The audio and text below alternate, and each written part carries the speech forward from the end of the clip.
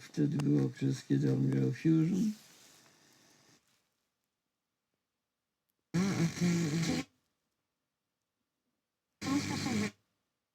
Dwa razy tyłem do publiczności wydobył jakiś dźwięk, a tak to grali ten rok tak głośno i tak, no, dla mnie to była dzika muzyka, w dosłownie tego słowa znaczeniu. Także nie, nigdy mi się to nie podobało, nie grałem.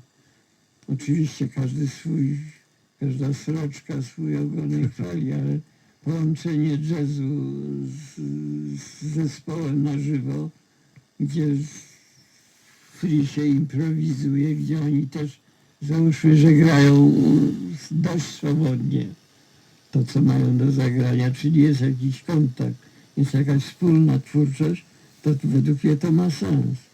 A jeżeli